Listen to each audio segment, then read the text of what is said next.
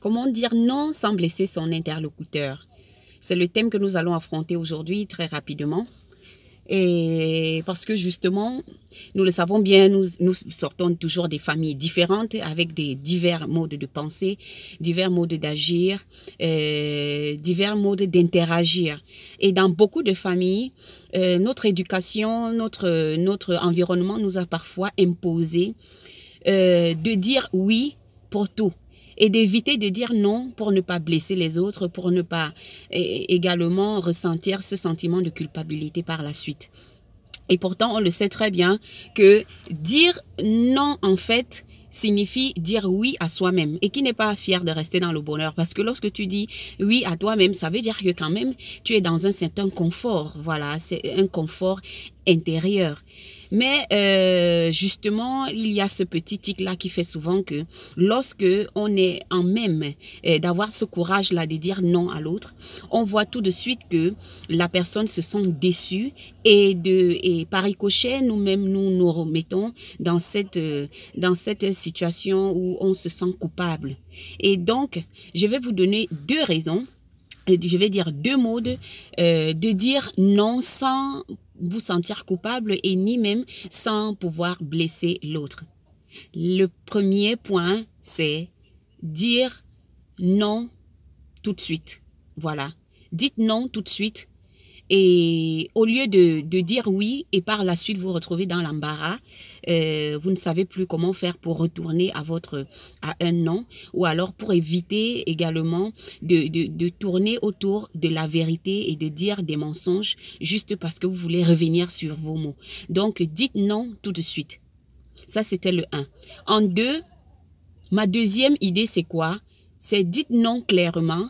Répondez par exemple de cette façon si vous avez un camarade qui vous dit je voudrais aller manger une pizza et vous êtes en train de préparer vos examens, vous ne savez pas comment dire non parce que peut-être hier vous aussi vous avez eu il a eu cette même demande de vous et il vous a amené je ne sais pas, dans un resto ou bien dans un bar, et il est en train de vous faire cette même demande-là. Vous ne savez pas comment dire non. Dites-le lui tout simplement que non, je suis désolée, je suis en train de travailler, donc je ne pourrai pas y aller avec toi.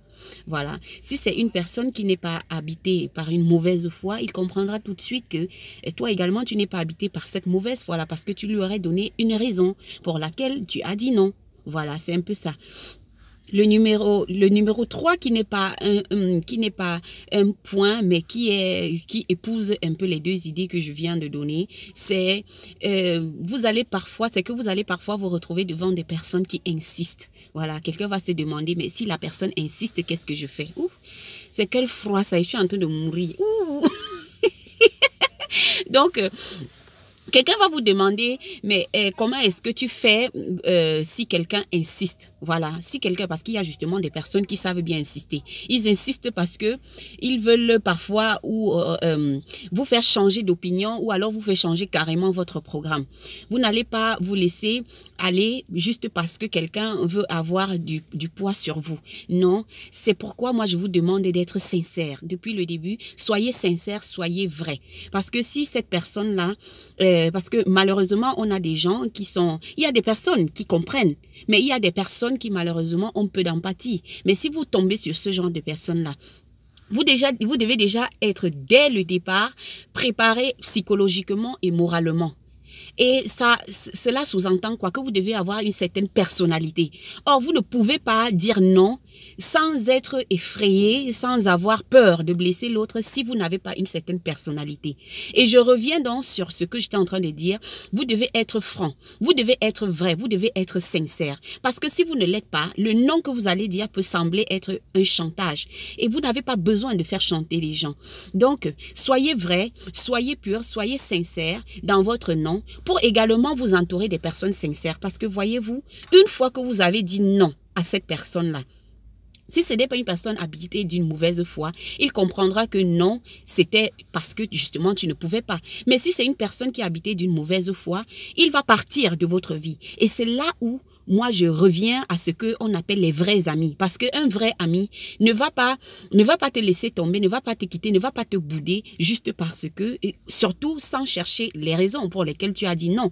Il pourrait te bouder, mais pas sur un long terme, juste parce que tu as dit non. Donc, ça vous amènera également à savoir qui sont les gens qui sont autour de vous. Si ça, c'est également une meilleure façon de choisir ces vrais amis, les gens que vous allez avoir autour de vous. Parce qu'à un certain âge, quand vous savez ce que vous voulez de votre vie, vous ne pouvez plus chercher à vous entourer des gens juste pour qu'on dise que vous avez des amis ou bien juste parce que sinon la société va vous juger. Vous n'avez pas besoin de ça. Vous comprenez un peu? Oui, je parle à toi. Tu n'as pas besoin de ça, mon frère. Oui, c'est à toi que je parle. Ne regarde pas ton ami.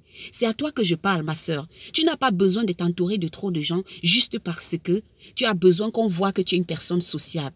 Les personnes sociables sont des personnes qui sont sympathiques. Ce sont des personnes qui ne jugent pas, a priori. Les personnes sociables sont des personnes qui ne lancent pas, qui ne jettent pas des pierres sur des personnes faibles. Ce sont des personnes qui savent tendre la main au moment opportun. C'est ça, être une personne sociable. Ce n'est pas une personne qui a 10 000 personnes autour, mais qui à la fin n'a pas d'amis, n'a pas de vrais amis. Donc, en fait, c'est ça. Et même si la personne, après, devrait peut-être vous bouder ou vous se retrouver dans une situation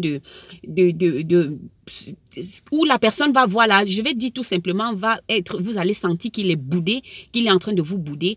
Vous n'avez pas besoin de vous faire du souci parce que de toutes les façons, ça lui passera. Les choses, tout passe. Même les conflits mondiaux passent. La Deuxième Guerre mondiale a fait le temps que ça a fait. Après presque 6 ans, la guerre est terminée. Les gens étaient morts, mais la guerre est terminée. Ensuite, vous allez dire, oui, on est entré dans la guerre froide. Oui, mais la guerre froide, c'est la guerre des idées. Et la guerre des idées, ça sous-entend quoi? Que on connaît nos rapports de force, voilà. Toi, tu me connais aujourd'hui, moi, je te connais. Hier, je t'ai dit non parce que toi-même, tu as vu que je ne pouvais pas. Mais toi, si tu me boudes, tu connais au moins mon rapport de force aujourd'hui. Ça veut dire que si demain, on se met ensemble, on sera de bons amis et on saura maintenant comment se mettre.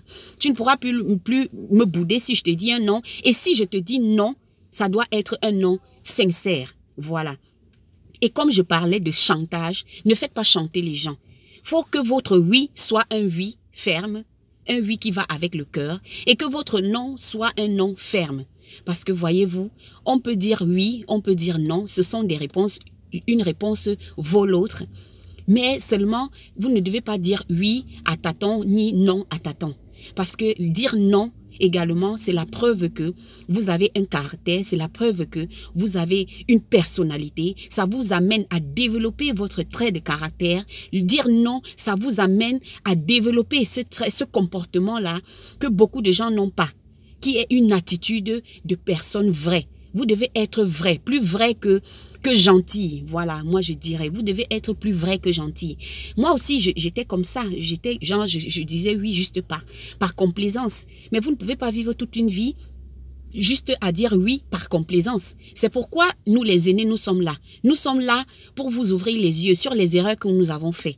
Donc, c'est à toi de voir maintenant, et pour finir cette vidéo, c'est à toi de choisir. Oui est une réponse, non est une réponse, mais c'est à toi de savoir faire la différence.